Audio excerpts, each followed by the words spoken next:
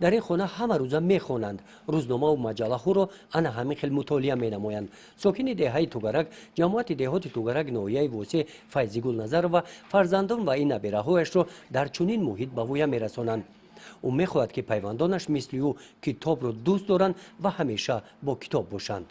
من حتی یک کاغذی که در پیش جورو بیاید من را اگر نخونم دلم در نمیشه.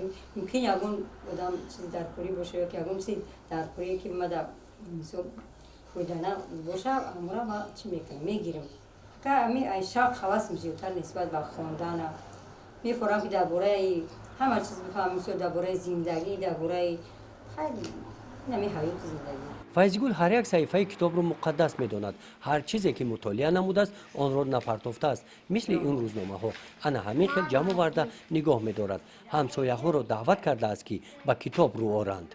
ای سال 70 ما جمع کرده بودم بعد یک ژورنال دیگه امورا جمع کرده بودم یک 20 تا بعد چلویی که زکان می‌کنم سال وقتم قانون میشه.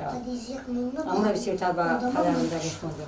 سپید پدر میگفت خوب خون بچم گفتم خیلی من میخونم پدرم ما زبان میشه کم میگفت وقتی که ما میخونی ما تدا ترجمه میکنم تو بسیار سوره یادی انا ما زبان میشه اکثریت ما بگیم همون ژورنالی که با پدرم میخونم ما را ترجمه میکنم. در شغل فیضگل کتاب و مطالعه ژورنال و روزنامه‌ها نقش مهم گذاشت. آید گلپروری از مصلحت متخصصان از مجله ها استفاده نموده در سن اولی چنین گلها را پرورش کرده است که استفاده آنها به سلامتی آدمان منفعت آور می باشند. گزارش خواجه نظریف خدای نظر ظهوروف از ناحیه واسه برای برنامه اطلاعاتی نوید.